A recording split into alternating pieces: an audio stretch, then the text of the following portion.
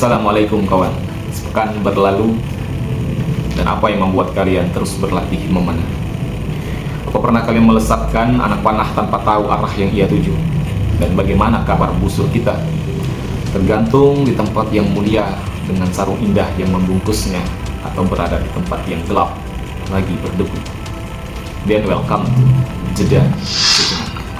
9 tahun saya memanah dengan ribuan anak panah terlesatkan, dan itu bukan nilai. Hampir tiada waktu tanpa memanah, pagi, sore, malam, hingga jempol melebam, dan masih belum menjadi langkah indah untuk disiarkan. 7 busur dengan karakter dan nama berbeda. Sounds clean, but not enough. Ya, not enough karena kita baru di episode kedua dari Saracen series ini, yang akan membahas 3 bab awal. Di video ini tentu kita akan bisa menjawab pertanyaan yang selama ini belum bisa kita jawab, karena karya Imam Taibugo Al-Yunini akan segera kita saksikan bersama. Bisakah kalian menjawab pertanyaan kenapa sampai saat sekarang ini kalian masih berlatih? Tapi jauh daripada itu, yang perlu kita pertanyakan adalah kenapa praktek panahan ini masih tetap dipertahankan. Tentunya pertama karena syariat dan simbol kekuatan yang tersebut dalam Quran surat Al-Anfal ayat 62, dan juga sebuah fardu kifayah, artinya kewajiban bagi sebuah komunitas yang akan gugur karena terwakilkan. Jauh daripada 2 poin sebelumnya itu, awal kisah Nabi Adam alaihissalam ketika diturunkan di bumi diperintahkan untuk bercocok tanam. Asbab ada 2 ekor burung datang untuk memakan biji-bijian yang telah disemai oleh Nabi Adam alaihissalam. Yang kemudian Nabi Adam memohon hingga akhirnya Allah mengutus malaikat Jibril alaihissalam untuk menitipkan 3 pusaka kepada beliau. 3 pusaka tersebut adalah busur yang disebut dengan kuah, dan string yang disebut dengan syiddah, dan juga anak panah yang disebut dengan nikayah. Guru kami menyampaikan bahwa kuah adalah kekuatan, syiddah adalah kedahsyatan, dan nikayah adalah kelumpuhan, artinya kemampuan untuk melumpuhkan, seperti itu. Dan diterjemahkan sebagai sin atau dosa bagi mereka yang telah belajar memanah kemudian meninggalkannya, tetapi bagaikan harmoni. Di sisi lain banyak sekali hadis-hadis lain yang menekankan fadilah-fadilah dalam memanah. Di awal sebelum introduction, LNP sudah mengatakan bahwa introduction ini akan diringkas oleh mereka karena memang mengekspos nilai religi dan kisah-kisah orang soleh. Tapi menariknya pada halaman selanjutnya ditambahkan bahwa penulis, yaitu Imam Taibugo, menulis buku ini bukan hanya karena arahan dari Sultan Al-Asrafi, tetapi karena ada rasa tanggung jawab atas ilmu yang dititipkan Allah, 2 keutamaan, yaitu memanah dan berkuda. Dan sebelumnya belum ada karya yang membahas mengenai kedua keutamaan ini di dalam satu buku. Dan terbukti setelah itu buku ini banyak sekali bermanfaat untuk masyarakat, ya, karena dia berisi dasar dan juga sekunder daripada ilmu memanah, baik infanteri dan kavaleri. Kemudian ditambahkan lagi lah beberapa komentar, penjelas, dan hal-hal lainnya yang bisa kalian baca pada halaman ini. Tetapi memang bahasanya sudah berbeda ya, halaman keempat dengan halaman ketiga itu, karena memang sepertinya halaman keempat ini lebih menyesuaikan dari naskah-naskah yang sudah ada, yang sudah kita bahas di video sebelumnya ya. Tetapi untuk halaman ketiga itu besar kemungkinan adalah asli daripada karya Imam Taibugo itu sendiri. Wallahu a'lam. Bagaimana kawan? Ini bukan mengenai hobi, sasaran, ataupun keterampilan, tetapi kuatnya bab 1 ini menyampaikan kepada kita bahwa memanah adalah sebuah bagian dari syariat yang mulia untuk beribadah dan sebuah identitas sebagai fungsi sosial. Tanpa basa-basi, di bab kedua ini kita langsung disuguhkan dengan 5 kalimat yang indah, 5 pilar yang diistilahkan dengan arkan, menjadi sebuah arah dalam kita menjadi seorang pemanah. Bagaimana kita diminta untuk bisa menembak dengan tepat, tapi tidak hanya tepat, dapat melukai lawan. Kemudian apabila jarak terlalu dekat, itu masih perlu dipertanyakan. Kita harus menembak di jarak yang ideal, jarak yang jauh ya. Kemudian tidak hanya sekedar bisa menembak jarak yang jauh, penuh ketenangan, tetapi kita diminta untuk tangkas, swift, katakan oleh penerjemah di sini. Swift, tangkas kita dalam menembak, walaupun di jarak yang jauh.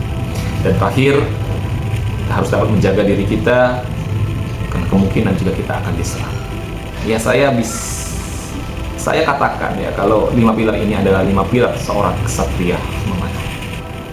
Keseimbangan itu adalah kunci daripada bab kedua ini. Isinya tidak banyak, itu saja yang diulang. Saya ambil contoh saja. Apabila 4 pilar sudah bisa diterapkan oleh seorang pemanah, tetapi 1 pilarnya cacat, yaitu kemampuan untuk melukai, maka semuanya akan sia-sia, kawan. Target yang sudah kita sasar, ya, dia masih bisa bergerak, ya, bahkan membalas karena sudah mendeteksi di mana keberadaan kita. Tetapi di bawah ada sebuah komentar dari penulis, ya, Lee and Pate, bahwa di dalam Arab Archery juga terdapat pilar dalam memanah, tetapi ada 4 saja, yaitu kecepatan, ketepatan, kekuatan, dan kewaspadaan. Ini juga yang biasa saya terapkan dalam melatih seseorang dalam memanah. Saya sampaikan 4 pilar ini, bukan yang 5 pilar sebelumnya, karena 5 pilar sebelumnya menurut saya adalah pilar bagi seorang kesatria. Tapi bagi mereka yang ingin melakukan disiplin ilmu memanah, yang berusaha untuk menjadi seorang atlet barangkali, maka hal pertama yang harus dihadapi adalah waspada. Waspada terhadap peralatan, jangan sampai memakai peralatan yang tidak layak. Waspada dengan keadaan, ya, tempat berlatih, jangan sampai dapat merusak lingkungan ataupun melukai makhluk hidup, manusia, hewan, tumbuhan. Dan juga kemudian barulah mereka memulai berlatih. Pertama itu adalah kekuatan, mengontrol busur dan setiap kuncian yang ia miliki, hingga akhirnya yang dicari adalah ketepatan. Setelah semua itu terbangun, barulah kita berlatih bagaimana dapat melakukan rangkaian tadi itu dengan lebih cepat. Sehingga tergesa-gesa itu adalah hal yang memang paling saya hindari, yang paling saya tekankan untuk kita kontrol dalam berlatih memanah. Wow.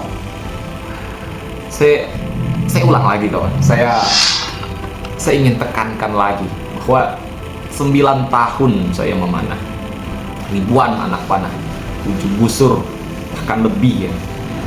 7 busur itu yang ada sekarang, bahkan lebih dengan yang rusak, dengan prototipe dan hal lainnya. Saya masih belum memiliki rumah. Karena apa? Pilarnya baru mau saya bangun. Karena ini adalah pilar kesatria, pilar yang sesungguhnya, pilar karya Imam Taibuko, yang didapatkannya dari pengalaman, penelitian, kemampuan, dan insight-insight dari para ahli yang lain.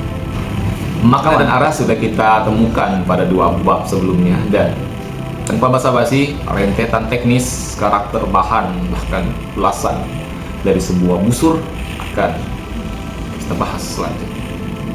Karena dialah ruh, ya, yang lebih sekedar ruh dalam memanah. Bukan ruh secara universal, tetapi dialah sahabat yang memiliki ruh dalam kita memanah. Karena itulah dia dimuliakan. Jangan letakkan busur kalian di bawah, di tanah, di lantai, terlangkah. Jangan, kawan. Muliakan dia. Dianalogikan bahwa membuat busur sama saja dengan membuat kehidupan.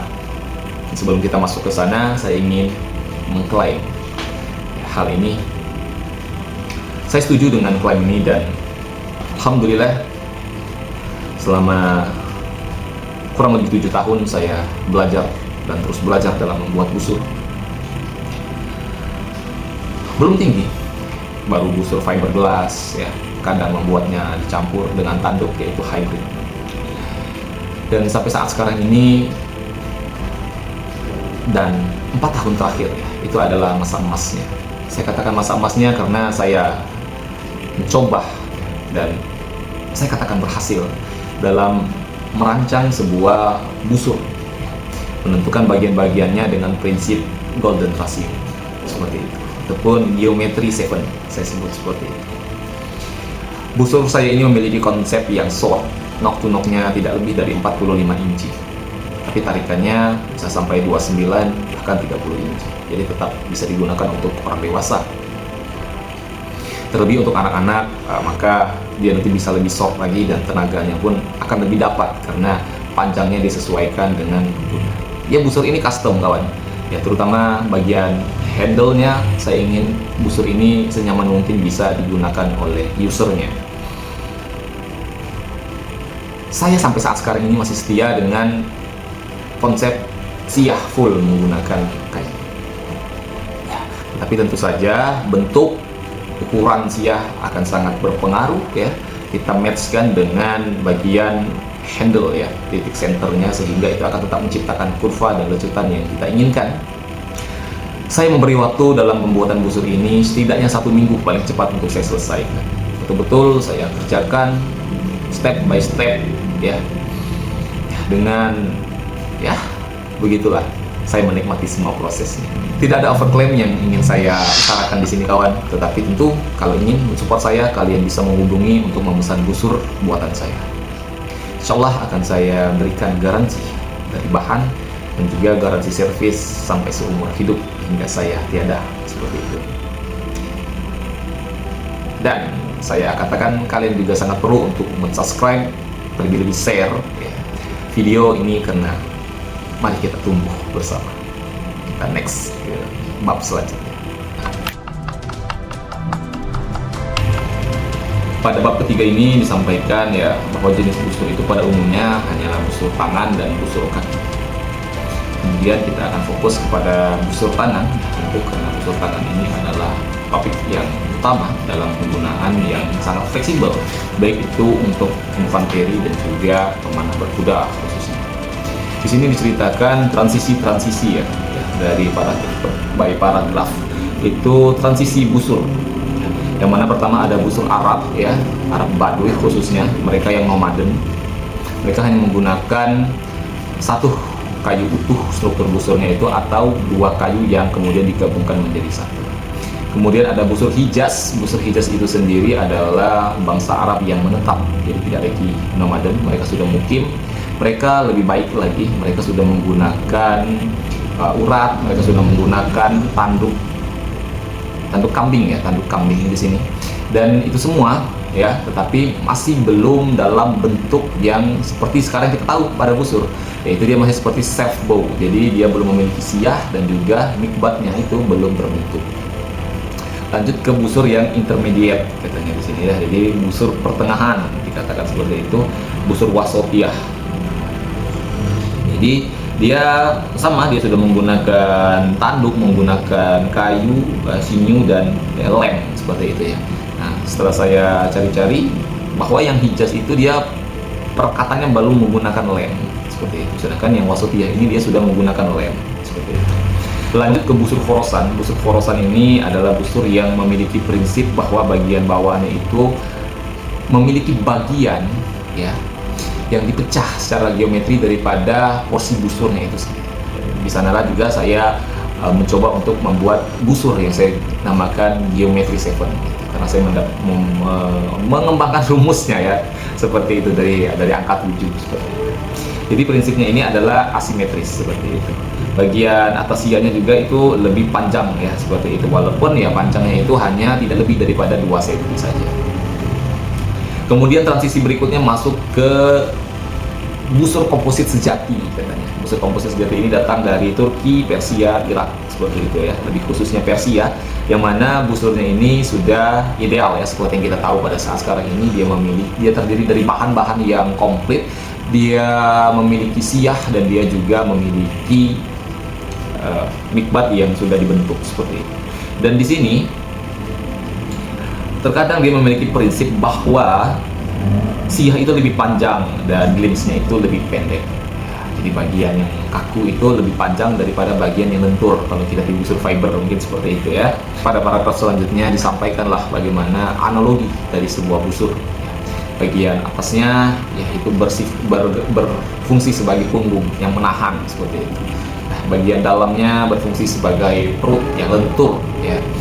Dan juga lem itu sebagai darah dan sinew itu sebagai urat-urat sebagaimana tubuh manusia, dilengkapi dengan tulang ya, kayu. Kemudian ada otot yaitu tanduk, ada urat yaitu sinew itu sendiri, dan darah yaitu lem seperti itu. Wow. Dan selanjutnya dikatakan busur terbaik pada zamannya itu ada di Syria. Di Syria dengan sebutan Fahla. Seperti itu. Busur ini memiliki bobot massa yang ringan tetapi memiliki power dan speed of recovery yang tinggi. Ya, terbaiklah pada masanya, dan sepertinya inilah yang menjadi cikal bakal nama busur Fakhlan Syam yang dibuat oleh Habib Nizam. Bahwa Fakhla yaitu adalah super artinya ya.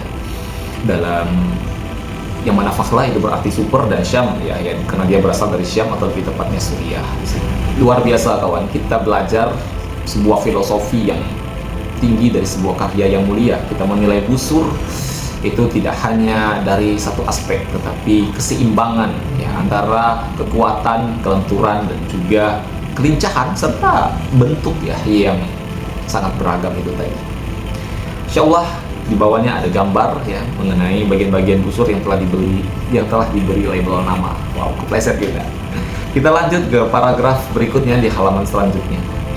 Di sini sudah dikatakan juga ya bahwa kita tidak perlu tergesa-gesa dalam membuat busur. Ya. Jadi memang ini adalah seni tingkat tinggi. Di sana membutuhkan setidaknya 10 tahun untuk menciptakan sebuah busur ya, karena terkait dengan musim yang ada di sana. Berbeda dengan Indonesia, setahu saya di Indonesia ini paling cepat pembuatan busur itu bisa 8 bulan saja, seperti itu. Tetapi ya tidak banyak juga, tidak sedikit juga yang membuat busur itu sampai 1 tahun lebih, karena memang berbagai macam faktor kawan. Itulah saya katakan membuat busur itu memang sebuah seni. Ya, jangankan hornbow ya atau composite bow, ya, sebuah busur fiber saja itu sudah bisa menjadi suatu karya yang tinggi apabila kita betul-betul menempatkan ruh di dalam membuatnya. Insya Allah la quwata illa billah. Halaman 8 ini akan menerangkan banyak sekali ukuran dan bisa kalian baca sendiri di sana kawan. Masya Allah, luar biasa rincinya ya ukuran-ukuran yang disebutkan di dalam kitab Imam Taibudo. Tetapi yang ingin saya soroti adalah bagaimana ya kemudian di sini ada istilah hasta hasimi ya. Jadi hasta hasimi ini adalah ukuran ya yang digunakan oleh mereka yang memiliki disiplin ilmu falak ya, dan biasa digunakan oleh para tukang. Satu hastanya itu adalah 61,2 inci, dan busur-busur yang ya, digunakan ya, pada zaman Imam Taibudo diklaim ya adalah busur yang baik, adalah busur yang berukuran knock to knock 50,2 inci seperti itu. So kalian tim yang mana kawan? Kalian tim busur simetris atau busur asimetris? Boleh kalian tuliskan pada kolom komentar di bawah. Kita lanjut kawan, kita santai saja mengalir ya. Di sini ada pembahasan crossbow ya, memang dia adalah tipe yang berbeda, digunakan oleh bangsa Franks seperti itu ya salah satunya. Ya, di daerah Maghribi sana ya, North Afrika, dan juga digunakan oleh para muslim ya yang ada di daerah barat sana seperti muslim di Spain atau Andalusia. Ya, karena memang nanti ada di pembahasan akhir bahwa naval bow atau busur-busur ya, maritim itu ya memang lebih baik menggunakan busur-busur kaki seperti itu, karena memang dia juga memiliki daya yang kuat ya, karena kita tahu di atas laut itu sangat kuat sekali anginnya, kemudian untuk menghancurkan kapal itu sendiri, dan tentunya kalau hornbow itu akan sangat rentan karena suhu yang ada di laut seperti itu. By the way, kenapa tadi busur Persia disebutkan sebagai busur komposit sejati ya? Saya berpendapat bahwa katakan seperti itu karena kita tahu ya jauh sebelum Islam itu ada Persia, ya, bangsa Persia adalah bangsa yang sangat mendominasi perang cepat, perang memutar, dan tentunya semua itu dipersenjatai dengan busur atau panahan seperti itu. Tim cavalry. Berbeda dengan rivalnya bangsa Roma ya, yang imperiumnya memiliki legion-legion yang terstruktur ya. Jadi mereka itu menang sekali kalau dalam kedisiplinan, mereka tidak memutar, tidak berpecah ya. Apabila ada komandannya yang mati, mereka langsung memiliki formasi-formasi lengkap yang berkesinambungan. Tetapi memang mereka dikenal dengan pasukan infanteri seperti itu. Jadi tidak heran kalau Persia itu menjadi pusat peradaban dalam panahan sendiri seperti itu. Dan kita lanjut next kawan.